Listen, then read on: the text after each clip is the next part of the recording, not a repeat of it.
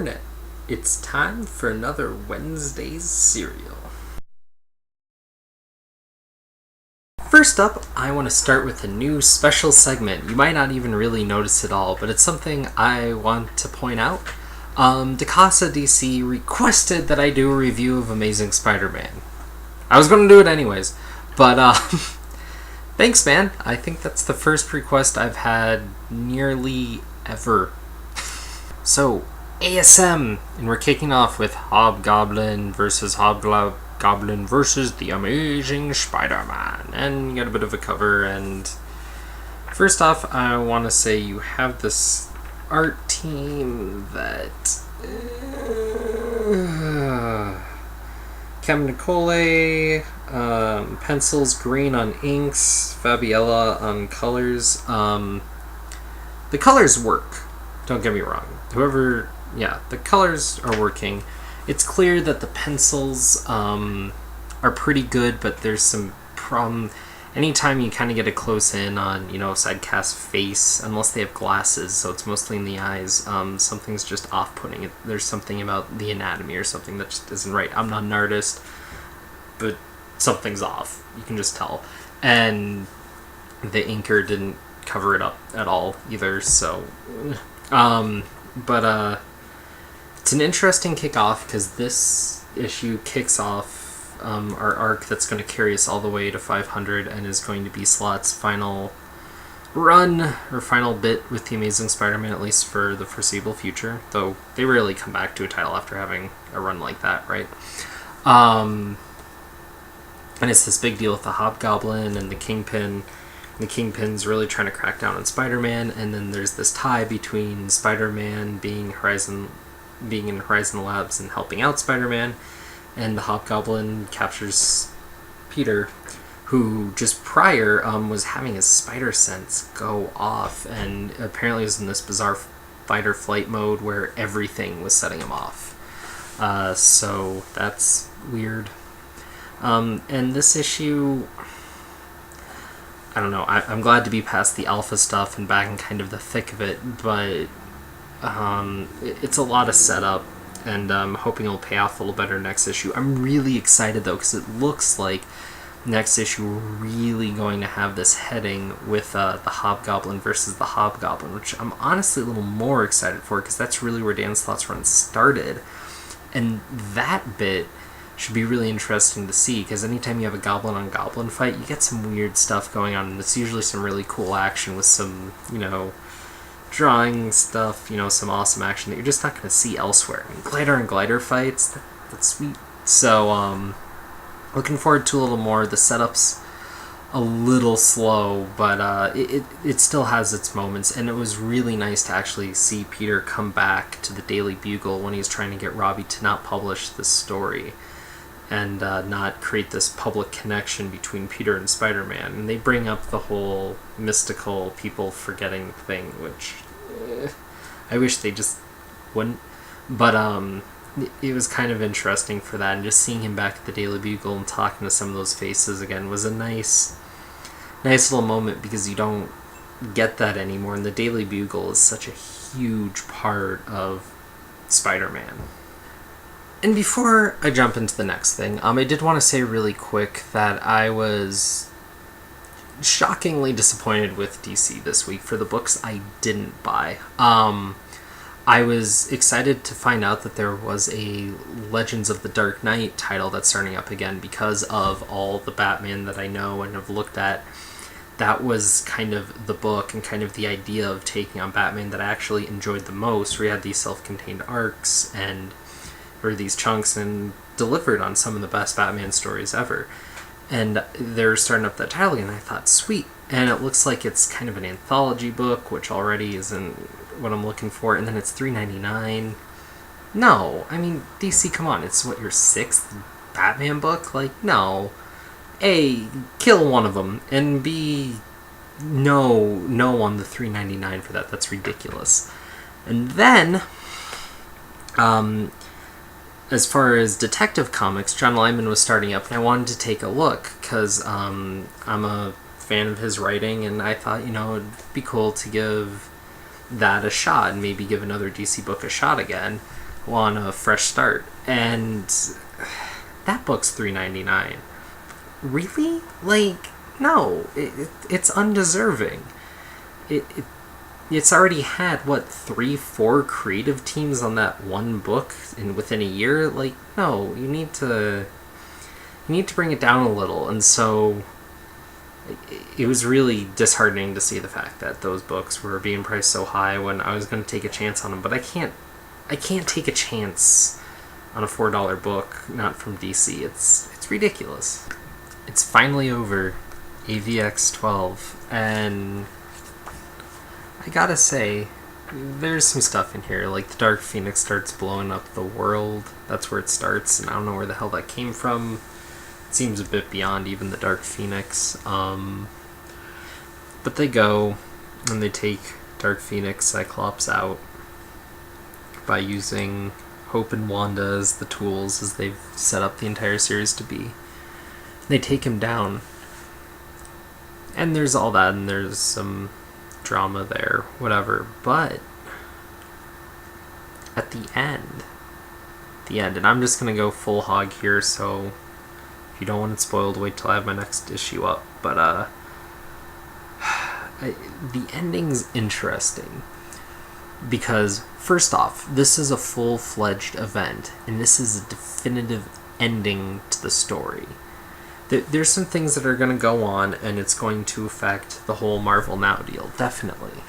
But the story has an ending, a definitive, real ending, and not some hokey bullshit Civil War ending. It's legit. It's not the best story ever told. It's not the greatest comic of the week, certainly, but it's a legitimate ending to a legitimate story.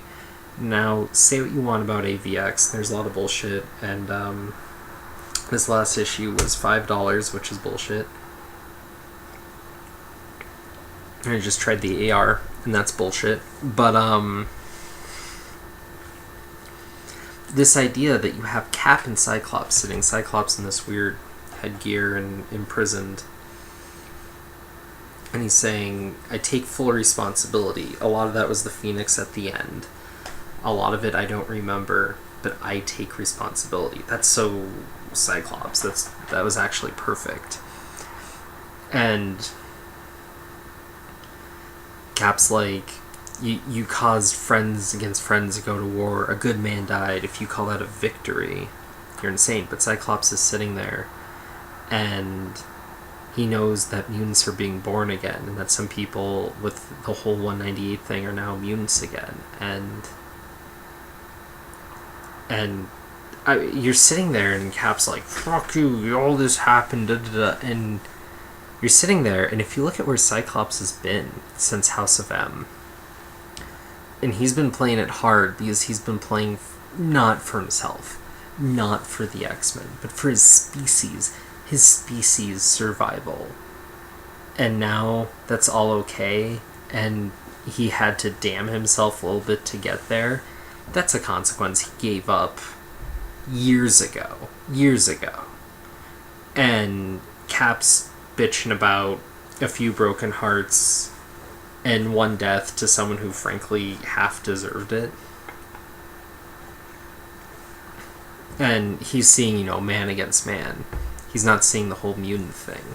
And at the end of this, it's like, yeah, no, Cyclops may have not done everything right, but do the ends justify the means? The way he handled it? Yeah, they do. They really do, in this case. Because there's at no point that he really, really stepped over the line. Not even when he killed Xavier. Because Xavier's like, I will end you, I will stop this, this has gone too far. And Cyclops hadn't done anything really that out of line. Was he playing it hard? Was he playing a way that some other people couldn't see it because he was hell-bent on making something happen that was about his species' survival?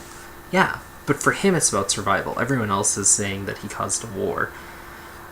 He was on a different scale than most of the characters here, and they don't see that. And at the end, it's bizarre, because now you have this kind of weird, damning side to Cyclops, but at the same time, not at all.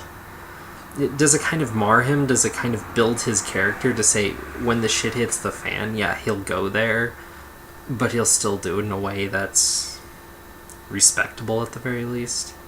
I don't know. I mean, at the end of the day, yeah, I mean, and Cyclops is taking the hit for it full blow, and he's saying, yep, I take responsibility.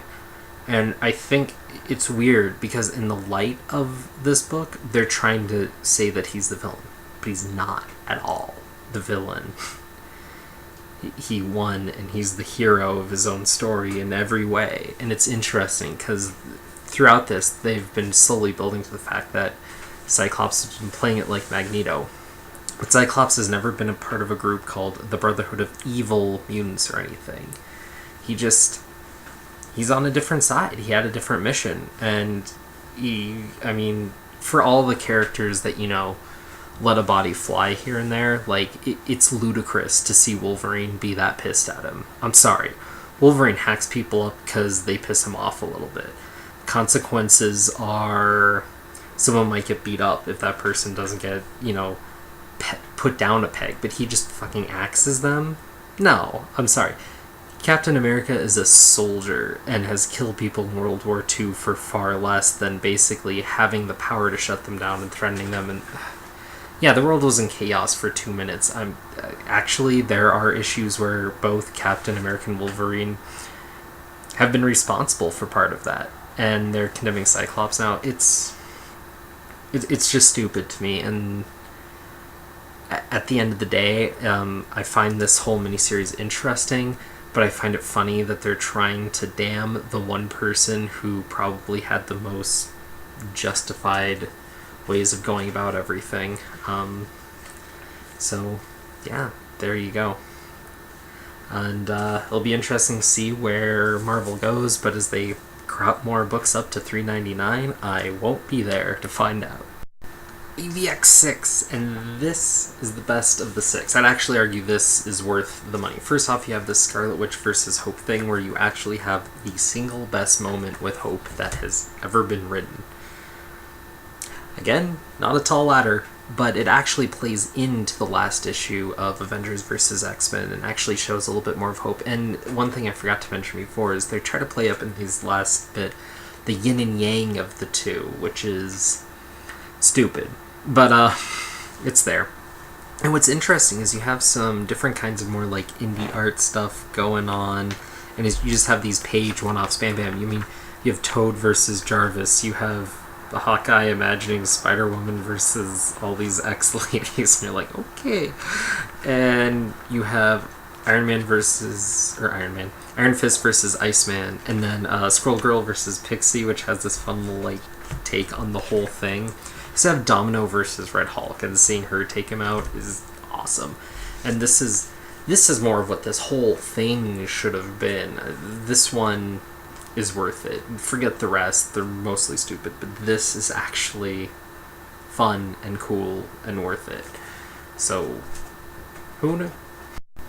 And we have begun Minimum Carnage. From the solicits, I know this is the idea of Carnage shrinking down, and Scarlet Spider and Venom dealing with it.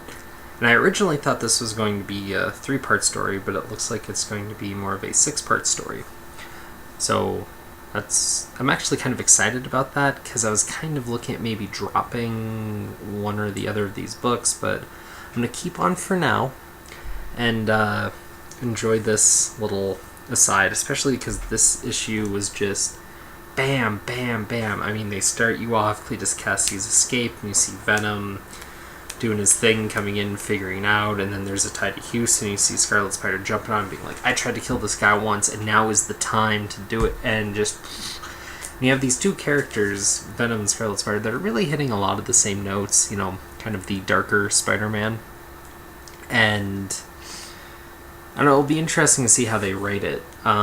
So this should be a fun little detour, and then come Marvel Now, there's a good chance I might drop one or the other of these guys, but this right now seems like it's going to be a fun jaunt and a fun little miniseries to the side, and I'm hoping that it lives up, because if it keeps this pace, this level of action, this kind of inner monologue thing going on for each of the characters, I actually think it's going to shape up to be something worth taking note of.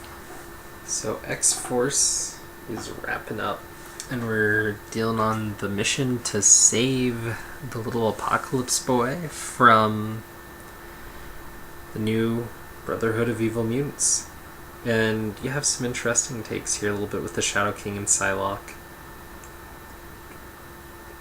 But the big one is Deadpool, who is fighting off everyone and talking about a bunch of stuff, and he's going in without his healing factor now.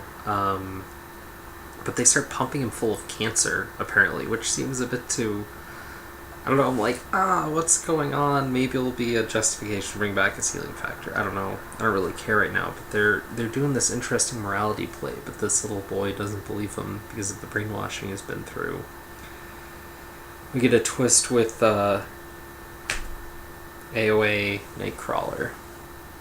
And this is the issue of things getting to be the absolute worst before things can be resolved. So we'll see how it goes, but I'm really kind of liking the morality that this book is going to encompass, because when it's all said and done, it's really about the idea of this kill and this mistake, and they're all redeeming not just the normal redemption book, but this particular mistake, and they're going about it, and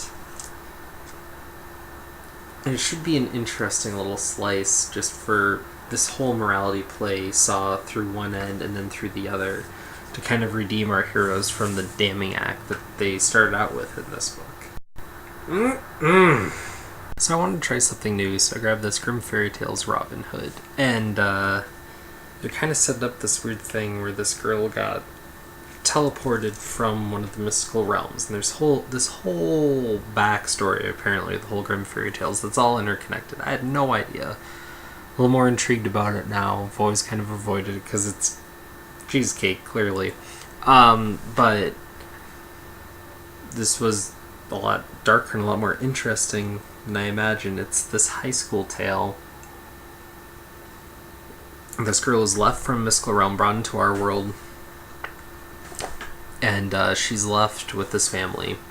The father is a jerk, so he leaves them, so it's just her and the foster mother, and she tries her best to take care of her and grab her medicine, but eventually she dies. And so she's in public high school, and she's trying, but she's just pissed off and a loner, and nobody likes her, thinks she's a bitch. And there's this rich kid at school who she steals a car from, and then she ends up in a car crash, and he drives up, and she actually has one of her eyes out. You can tell by the cover. This cover, anyway, there's a lot of them. And he slashes out her eye because this guy doesn't like the way she's looking at him, and it's just this really, like, dark tale. And I mean, I don't know how to take it. I mean, you have this female protagonist who's fairly strong, but you have all these male characters just, like, beating on her and abusing her, and I'm like, I don't know quite how to take it, but it's the first issue, so, you know, tragic story, all that, I'd give it a pass for that, since it's not a complete story, but it's interesting. I kind of want to pick up the next one, but if it doesn't end up at my comic shop, there's a good chance I might just forget about it, so we'll see. But, yeah, it's interesting. If you've ever wondered about that stuff, might be worth looking into. I don't know. Yeah, I found it interesting, but at the same time it wasn't so great that I want to necessarily, you know, recommend it per se, but it was good. It's something a little off the beaten path, even though it is just tragic telling, something a little different, and I don't know, origin story. So Earth 2 continues. We're on issue 5, which is the 6th issue. And finally we have this culmination. We have a bad guy. And it's really, I haven't been reading it, but kind of reminiscent of The Rot versus everything else. And you have this, you know, well, they almost make the Green Lantern more like Swamp Thing, where he's imbibed by the Earth, and they're playing that mythology in with it, which makes it so much more interesting. And you have this team, the Green Lantern, Flash, and Hawkgirl and the Atom. And they're taking on this Grundy, who's this, like, death of the Earth sort of deal. And it's just this battle, and then you have the Blackhawks in the background, and there's a lot of dialogue flying by, and you have this high action, and it's just like... The Zero issue is a bit off. I have a feeling that's because editorial threw it at them. They're like, we're in the middle of something. Can we wait till the 6th issue to fucking do... No, we have to do it right then. Really? Because we're gonna go back and we have to do the Zero issue. Fine. We'll skip ahead and then come back and we'll break it up. But if you glance over the Zero issue, because there's still some good stuff there, just... You want to get back to this right now because they've been building to this with every issue so far. And we're only 5 issues in for them to kind of jump back already. Again, editorial. DC editorial needs to take the stick out of their ass because they're fucking up what little good they have right now. I know the sales are there, but really DC is shitting the pot right now. There are too many books are coming out at $3.99. There's too many Batman books. That's going to have to fall down at some point. There is freaking too many books where they ruin the character to the point that people who are fans can't tolerate the character anymore. There are too many books where they're just kind of sliding by for now, but one or two missteps away from just coming down, and this is going to fall under... DC's on top right now, but they need to realize it's a lot of vested interest and people want to see where it's going, but they have to keep wanting to see where it's going. And they only have so much that's going to do it. And I'll admit, there's a few books that sound like it's doing well that I'm not picking up, and that's fair. But, man. But this is the book that they should have let slide by the Zero issue thing, beyond Batman Beyond, and just... let it have gone, because it would have come out even stronger and we'd be further, and I think it would be holding up better than it is right now. But that book is good. Though there is another thing about the DC thing that I want to point out. They have this stupid freaking banner ad. I'm so sick of these things killing the cover art. Like, put an ad in the comic or something, whatever, but the banner ads need to stop. It's ridiculous. So Fatale 8 comes around and we finally have some overt supernatural bits coming through, and we're finally getting a little bit of what this book was promising. And it's still a slow burn, but finally getting enough of the heat for it to really pick up, and I'm starting to feel the interest again. Hopefully Ghost Critic still enjoys this book as much as he has, and if you haven't been reading this book, I would highly recommend almost anything else Brubaker and Phillips have done together over it, especially right now. It might be well-to-do once it's collected, but this slow burn issue to issue is it's a bit painful. It's the way I've been collecting it, so I'll see how it goes for a bit more. But yeah, a lot of the criminal arcs have a lot more punch. Certainly Incognito, a lot more enjoyable, especially issue to issue. And you know, I've heard good things about Sleeper, but I haven't actually sat down with that one yet. Eve of Thieves continues, and I think Asmus, who picked up for Spencer for the half the writing duties, picked it up. This issue was just awesome and played a note for the whole series. And you have this bit with Conrad's kid and him trying to scare him straight early, back when he was just a kid. And then you see the kid screwing up because he's not as good. He never had to be, right? And so he's caught in getting his dad into trouble again. Which, hopefully this is the last time for that, at least for a while, because, you know, a kid getting the dad into trouble over and over again could make this get old real fast. But the way it's played here, it's not with the cops, it's actually with thieves themselves. you see the animosity and no honor among thieves, really, and the adventure continues. There's not so much to say issue to issue, because this is really written kind of like a high crime TV show, except you're only getting about half an episode with every comic, and it takes a few episodes to get through something, and this moves forward, but it's not much more to say. But this is a fun read, and if you're not checking out the series, I'd highly encourage you to do so, especially if you're a fan of, like Big Boys Mafia, that whole deal. It's just a great Thieves comic. So yeah, the pile this week, a little lackluster. A lot of it is coming to an end over the next few months. A lot of Marvel books are going to be dropping off for me.